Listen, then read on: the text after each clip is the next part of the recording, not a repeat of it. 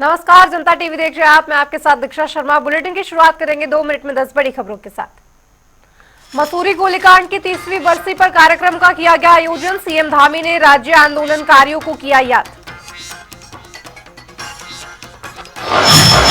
महिला अपराधों को लेकर कांग्रेस प्रदेश अध्यक्ष करण महारा ने बीजेपी पर साधा निशाना। कानून व्यवस्था पर उठाए सवाल। बोले, महिला अपराध पर पुलिस बरत रही लापरवाही। उत्तराखंड में फिर टले निकाय चुनाव। सचिव शहरी विकास नितेश झा ने आदेश किए जारी। ओबीसी सर्वे पूरा ना होना बना कारण। निकाय चुनावों को लेकर कांग्रेस प्रदेश उपाध्यक्ष सूर्यकांत धस्माना ने बीजेपी पर साधा निशाना। बोले, चुनाव कराने के आश्वासन के बावजूद बढ़ाया गया प्रशासकों का कार्यकाल। निकाय चुनाव नहीं कराना चाहती है प्रदेश सरकार। चमोली में लगातार बारिश से छिनका नंदप्रयाग और सिमली मार्ग में आया मलबा। मार्ग बंद होने से आवागमन हुआ अवरुद्ध।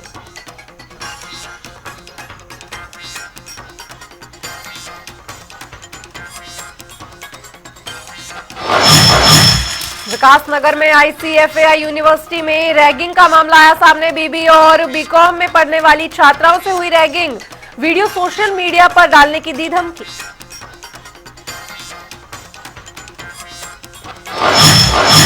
हरिद्वार के ज्वालापुर क्षेत्र में दिन दहाड़े डकैती से मचा हड़कंप। हत्यारियों के बल पर सोने चांदी की जेवरात लूटे। बदमाशों की तलाश जारी।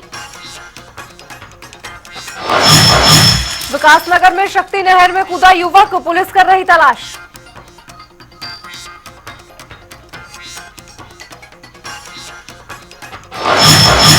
हल्द्वानी में गोलापार के ग्रामीणों ने दिया धरना। प्रशासन से आवारा पशुओं पर अंकुश लगाने की अपील। देहरादून में की जाएगी फूड टेस्टिंग लैब की स्थापना। मुख्य सचिव राधा रतूड़ी ने अधिकारियों को 2 महीने की डेडलाइन का दिया है वक्त।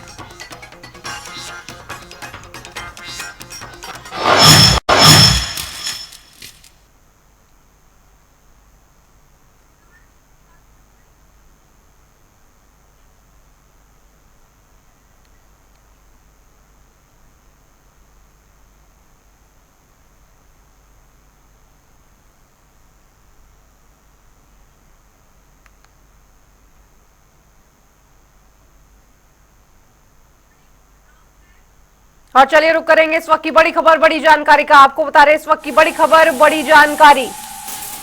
आज से शुरू होगा बीजेपी का सदस्यता अभियान। इस वक्त की बड़ी खबर बड़ी जानकारी। सीएम धामी करेंगे पार्टी की सदस्यता ग्रहण करेंगे। यहां पर प्रदेश अध्यक्ष दिलाएंगे सदस्यता। इस वक्त की बड़ी खबर बड़ी जानकारी आपको बता रहे 11 बजे पार्टी ऑफिस में कार्यक्रम का आयोजन होगा और आज से शुरू हो रहा है ये बीजेपी का सदस्यता अभियान, जिससे बीते दिन प्रधानमंत्री नरेंद्र मोदी ने सदस्यता ग्रहण कर इसकी शुरुआत की है, शुभारंभ किया है और उसके बाद आज प्रदेशाध्यक्ष इसकी सदस्यता दिलाएंगे। 11 बजे पार्टी ऑफिस में कार्यक्रम का आयोजन होगा, जहां पर मुख्यमंत्री पुष्कर सिंह धामी सदस्यता ग्रहण करते हुए नजर आएंगे। आपको बता दें कि यह सदस्यता अभियान बीजेपी इसलिए शुरू करने जा रही है, इसलिए शुरू किया क्योंकि प्रधानमंत्री मोदी का लक्ष्य है कि हर कोई जो भी राजनीति में आना चाहता है वो बीजेपी पार्टी से जुड़े। करीबन 10 करोड़ लोगों का लक्ष्य रखा गया है बीजेपी सदस्यता अभियान में। और इस बीच आज प्रदेश में सीएम धामी सदस्यता ग्रहण करते हुए नजर आएंगे। साथ ही प्रदेशाध्यक्ष सदस्यता दिलाएंगे। 11 बजे पार्टी ऑफिस में कार्यक्रम का आयोजन होगा। इस वक्त की बड़ी खबर बड़ी जानकारी आपको बता रहे हैं। बीते दिन जिस तरह से प्रधानमंत्री नरेंद्र मोदी ने बीजेपी सदस्यता अभियान का शुभारंभ किया, सदस्यता ग्रहण की, पहले सदस्य बने और उसके बाद आज 11 बजे पार्टी ऑफिस में कार्यक्रम का आयोजन, जिसमें मुख्यमंत्री पुष्कर सिंह धामी सदस्यता ग्रहण करते हुए नजर आएंगे।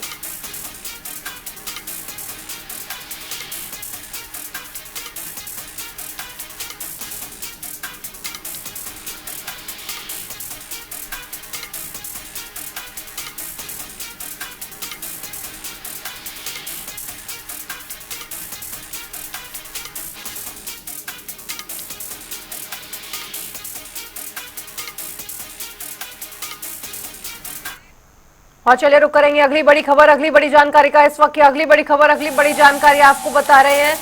सीएम धामी लेंगे कृषि विभाग की बैठक। इस वक्त की बड़ी खबर बड़ी जानकारी। कृषि विभाग के कामों की जानकारी लेते हुए नजर आएंगे आज मुख्यमंत्री धामी। दोपहर 12 बजे सचिवालय में ये मीटिंग का आयोजन होना है, जहां पर मुख्यमंत्री पुष्कर सिंह धामी कृषि विभाग की बैठक लेते हुए नजर आएंगे। कृषि विभाग के कामों की जानकारी लेंगे कि किस तरह से प्रदेश में आखिर कृषि विभाग को और सशक्त बनाया जा सकता है, किस तरह से उसमें तकनीक के जरिए किस तरह से कृषि विभाग को आगे बढ़ाया जा सकता है, किसानों की किस तरीके से मदद की जा सकती है। दोपहर 12 बजे सचिवालय में मीटिंग होगी जिसमें मुख्यमंत्री पुष्कर सिंह धामी समेत कृषि विभाग के अधिकारी भी मौजूद रहेंगे।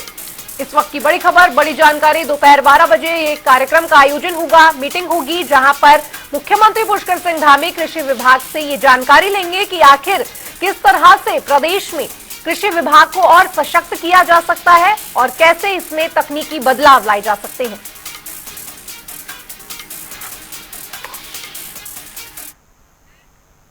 चलिए बढ़ेंगे खबरों की ओर, जहां मुख्यमंत्री पुष्कर सिंह धामी ने मसूरी गोलीकांड की 30वीं बरसी के अवसर पर मसूरी पहुंचे, जहां उन्होंने शहीद स्मारक पहुंचकर शहीद आंदोलनकारियों को नमन किया और उनकी प्रतिमा पर श्रद्धांजलि भी अर्पित की। इस अवसर पर 10% क्षैतिज आरक्षण की व्यवस्था लागू किए जाने पर राज्य आंदोलनकारियों ने मुख्यमंत्री ने आभार भी व्यक्त किया गया। वहीं मुख्यमंत्री ने कहा कि शहीद आंदोलनकारियों ने जो सपने उत्तराखंड के लिए देखे थे उन्हें पूरा करने का कार्य राज्य सरकार कर रही है। मैं सबसे पहले तो उत्तराखंड राज्य के निर्माण में अपने प्राणों की आहुति देने वाले सभी वीर बलिदानियों को आज के इस श्रद्धांजलि दिवस पर सभी को अपनी ओर से श्रद्धांजलि अर्पित करता हूं। उन सबको नमन करता हूं कि जिनके कारण से हम सबको उत्तराखंड राज्य प्राप्त हुआ। आज का दिन स्मरण कराता है कि हमारे महान आंदोलनकारियों ने अपनी जान की परवाह किए बिना, चाहे मां की ममता हो, चाहे बहन की राखी हो, या बच्चों से बिछड़ने का भी कोई उनको गम न रहा हो, और उत्तराखंड राज्य के लिए अपना सर्वोच्च निछावर करने वाले ऐसे आंदोलनकारी जिनके कारण से हम सब, जिसके बारे में अभी भट्ट जी ने बताया, हमारे गुंसुला जी ने बहुत बातें बताई, गणेश जोशी जी ने बताई, मन्नू भाई लगातार बता रहे हैं, हम उनको जितना भी स्मरण उनका करें, जितनी भी उनकी श्रद्धांजलि दिवस पर कार्यक्रम करें, वो कम है। क्योंकि उस समय उन्होंने जो सपने देखे थे, जो उनके मन में उत्तराखंड राज्य था, वास्तव में उसकी कल्पना अद्भुत थी और उसी को बनाने का संकल्प हम सब लेते हैं। मैं आज इस अवसर पर मसूरी गोलीकांड में शहीद हुए अमर बलिदानी स्वर्गीय बेलमती चौहान जी, स्वर्गीय हंसा धनई जी, स्वर्गीय बलवीर सिंह नेगी जी, स्वर्गीय धनपत सिंह जी, स्वर्गीय राय सिंह जी बंगारी जी और स्वर्गीय मदन मोहन मंगई जी, उन सबको कोटि कोटि नमन करता हूं। मैं उन सभी आंदोलनकारियों को नमन करता हूं जिन्होंने हमारे बेहतर भविष्य के लिए अपने वर्तमान को दांव पर लगाकर उत्तराखंड राज्य के निर्माण में अपना योगदान दिया।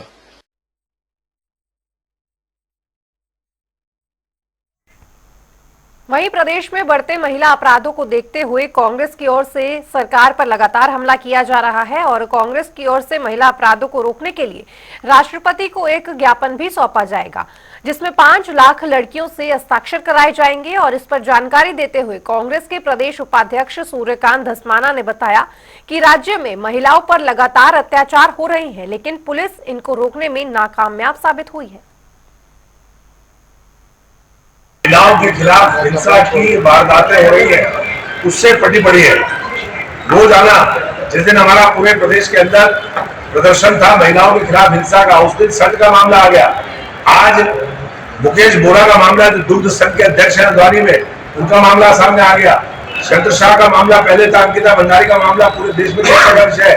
रोजाना जिस प्रकार से महिलाओं के खिलाफ हिंसा हो रही है पूरे प्रदेश के अंदर, राज्य की कांग्रेस ने जो इस मामले में आंदोलन चलाया है, अब हमने तय किया है, प्रदेश अध्यक्ष करण महाराज जी ने आह्वान किया है कि राज्य की कांग्रेस पार्टी, हमारे सारे फ्रंटल संगठन, हमारे सारे प्रकोष्ठ, सारे डिपार्टमेंट्स पूरे प्रदेश के अंदर एक चिट्ठी महामहिम राष्ट्रपति से जो हम ड्राफ्ट कर रहे हैं, जिसमें महिलाओं के प्रति जो हिंसा हो रही है उन सारे हिंसा के मामलों का संकलन और महिलाओं की सुरक्षा की मांग, क्योंकि महिलाओं के प्रति बहुत ज्यादा संवेदनशील है महामहिम राष्ट्रपति, और जिस प्रकार से कलकत्ता का जिक्र उन्होंने किया, उसी प्रकार से राज्य के तमाम महिलाओं से जुड़े हुए हिंसा के मामले जो उनके खिलाफ हिंसा हो रही है, हत्या हो रही है, बच्चों का बलात्कार हो रहा है, उस चिट्ठी को 5 लाख बेटियों से, बहनों से, माताओं से हस्ताक्षर करा करके उसकी प्रतिलिपि देश के उपराष्ट्रपति। तो वहीं उत्तराखंड में एक बार फिर निकाय चुनाव टल गए हैं। ओबीसी सर्वे पूरा नहीं होने से क्वारंट चुनाव में विराम लग गया है। इस संबंध में सचिव शहरी विकास नितेश झा ने आदेश जारी किया है। जारी आदेश में ओबीसी का सर्वे समय में पूर्ण न होने की वजह से निकाय चुनाव में देरी की वजह बताई गई है।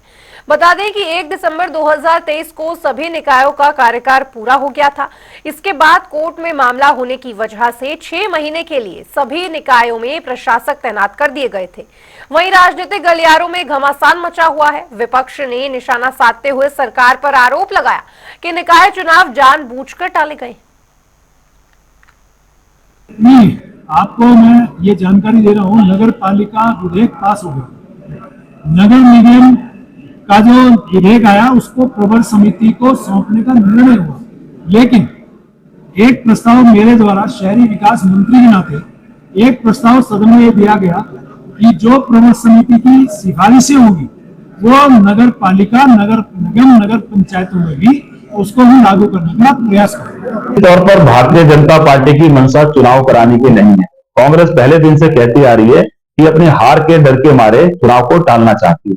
इनके मंत्री प्रेमचंद अग्रवाल जी ने बोला था कि हम चुनाव समय पे कराएंगे, लेकिन समय गुजर गया। पिछले साल दिसंबर में चुनाव होने थे, लेकिन उन्होंने चुनाव नहीं कराया। 6 महीने का इन्होंने कार्यकाल बढ़ाकर प्रशासक उसमें बैठा दिया। फिर उन्होंने कोर्ट को गुमराह किया कि हम 6 महीने के अंदर चुनाव करा देंगे, लेकिन उन्होंने तब भी चुनाव नहीं कराया। इन्होंने 3 महीने का समय बढ़ा दिया।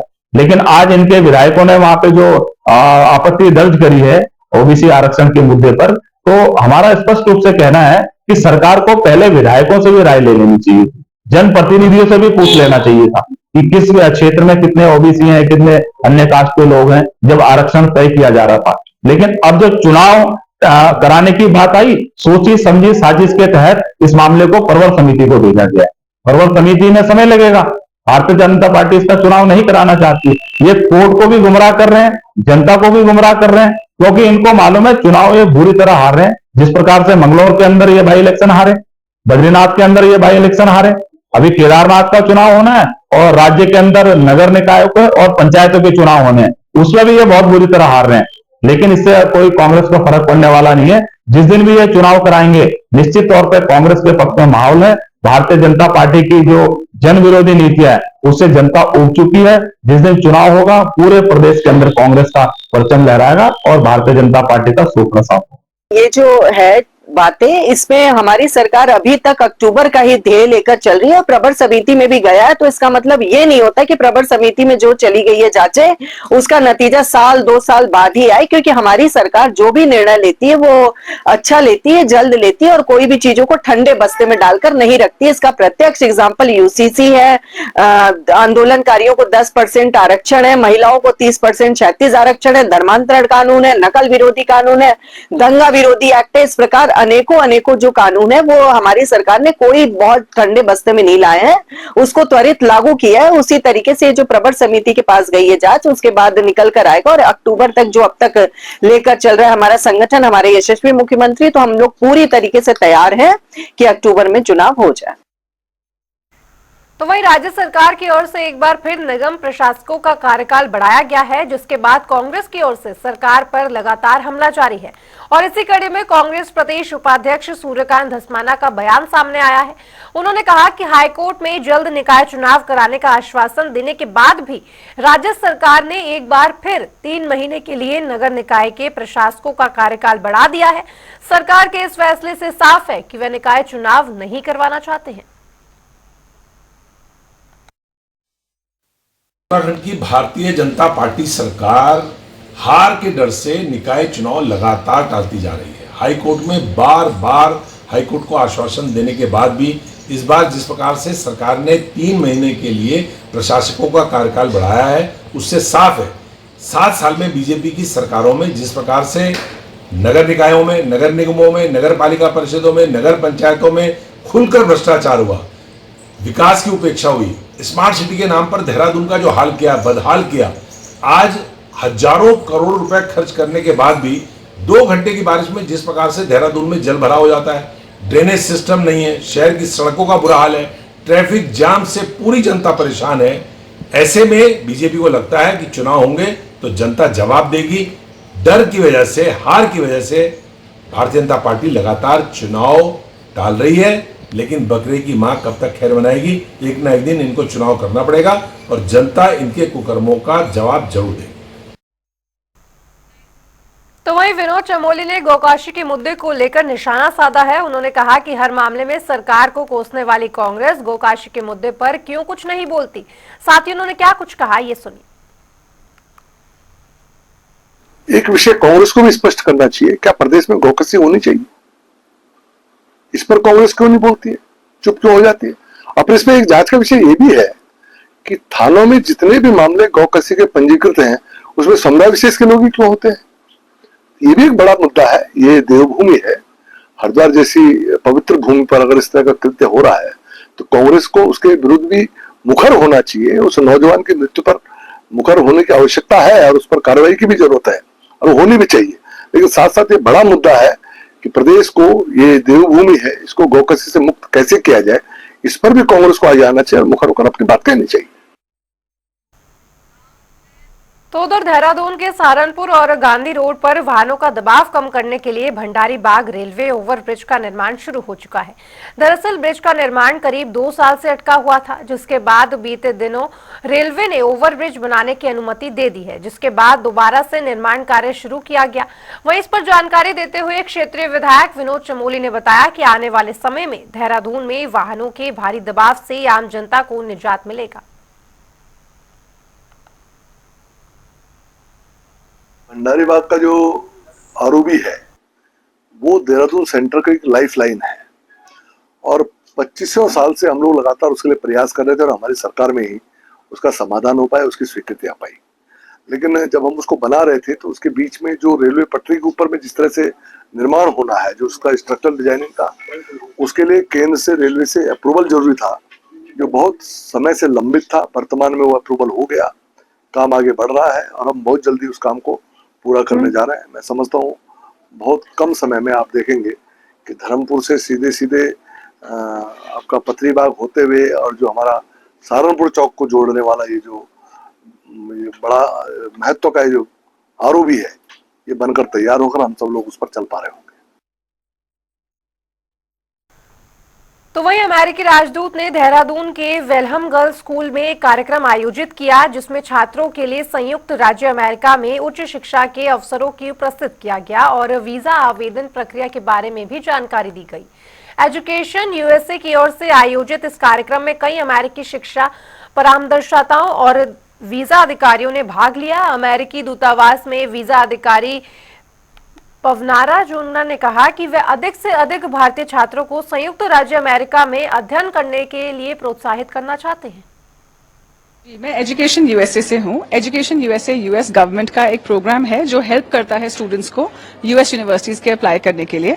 तो आज हम वेलहम गर्ल्स स्कूल में खड़े हैं। आज हमारा सेशन है स्टूडेंट्स के साथ। तो आज हम उनसे बात करने वाले हैं कि यूएस यूनिवर्सिटीज में कैसे अप्लाई किया जाए, कौन से प्रोग्राम्स अवेलेबल हैं, स्कॉलरशिप्स होती हैं, तो अगर स्कॉलरशिप्स हैं तो कैसे अप्लाई करते हैं इन स्कॉलरशिप्स के लिए, और एप्लीकेशन प्रोसेस में क्या क्या होना होता है, क्या कंपोनेंट्स हैं और हमें किस चीज के लिए तैयारी करनी है। और आज हमारे साथ यूएस एम्बेसी के ऑफिसर्स भी आए हैं वीजा सेक्शन से, जो कि स्टूडेंट्स को स्टूडेंट वीजास के बारे में बताएंगे। तो यूएस यूनिवर्सिटीज तो बहुत सारी हैं, 4000 प्लस कॉलेजेस एंड यूनिवर्सिटीज हैं अक्रेडिटेड।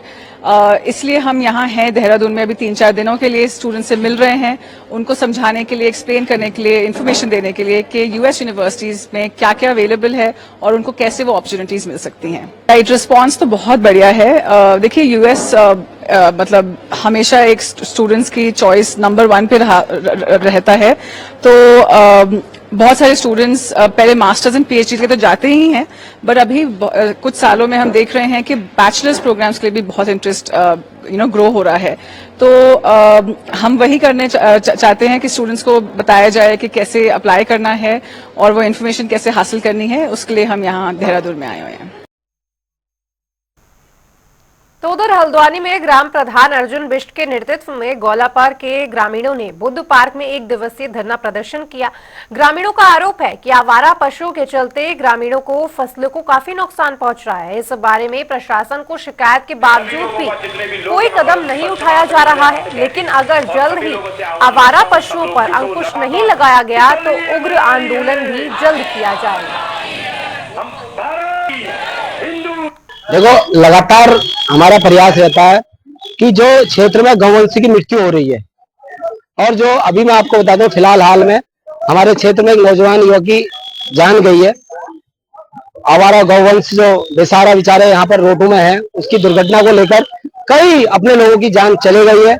हमने प्रण किया है 1 सप्ताह के अंदर शासन प्रशासन द्वारा गौवंश को अगर गौशाला में नहीं रखा गया तो 1 हफ्ते बाद हम उग्र आंदोलन करेंगे, क्योंकि लगातार हमने ज्ञापन के माध्यम से उच्च अधिकारी को अवगत कराया, उसके बाद भी इसी का संज्ञान नहीं लिया गया। आज मैं क्षेत्रीय जनता के साथ आक्रोश जो हमने व्यक्त किया है, उस आक्रोश के साथ अगर हमारी बातें नहीं सुनी गई तो 1 सप्ताह के अंदर हम उग्र आंदोलन करेंगे। जिस तरीके से आज बुद्ध पार्क में ये गौवंश को लेकर के जो यहाँ पर एक कार्यक्रम चल रहा है, जनसभा चल रही है, ये इसलिए है कि जो आज आए दिन आवारा पशु घूम रहे हैं, जैसे रोडों में आए दिन हर माता को अपने लाल को खोना पड़ रहा है, और जिस तरीके से फसलों का नुकसान हो रहा है गौवंश से, गौ माता से। लेकिन आज गौ माता की मतलब ये स्थिति हो गई है कि लोग उन्हें डंडों से मार रहे हैं, जबकि गौ माता की हमेशा से पूजा की जाती है। हिंदू समाज में है गौ माता को पूजा जाता है, एक माता का रूप है। गौ माता में 33 करोड़ देवी देवताओं का है, उसके बाद भी आज मजबूर होकर के इंसान को उसको मारना पड़ रहा है, इसलिए क्योंकि उससे हमारी फसलों को नुकसान हो रहा है, उससे किसानों की फसलों को नुकसान हो रहा है, उससे किसी माता को अपने बेटे को की जान को खोना पड़ रहा है। तो इसलिए हम शासन प्रशासन से और सरकार से ये यहाँ पर हम ये मांग लेकर के बैठे हैं कि जो आवारा पशु घूम रहे हैं, इनका एक कोई स्थान निर्धारित करें कि जहाँ पर उनको रखा जाए और जिससे किसानों की फसलों का नुकसान ना हो।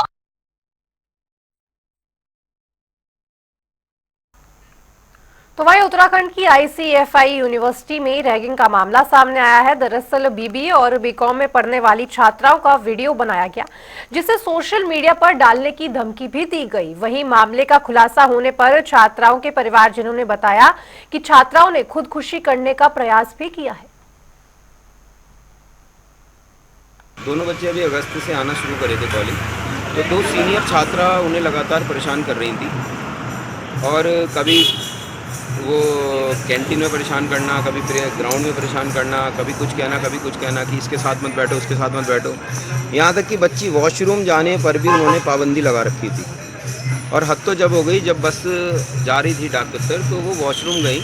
आने के बाद उन बच्चों को कहा गया कि नहीं, आप जो है इन सबसे माफ़ी मांगिए, आपकी वजह से 5 मिनट बस लेट हो गई। इस बात का बच्चों ने जब विरोध किया तो उनकी वीडियो बनाई गई, और वीडियो बनाने के बाद ये कहा गया कि तुम्हारी फ़ोटो हमारे पास है, हम ऐसी साइटों पे डालेंगे जहाँ से तुम सारी ज़िंदगी बहुत परेशान रहोगे, सर उठा के चल नहीं सकते। चलिए, बुलेटिन में फिलहाल इतना ही, लेकिन खबरों का सिलसिला जनता टीवी पर लगातार जारी है। नमस्कार।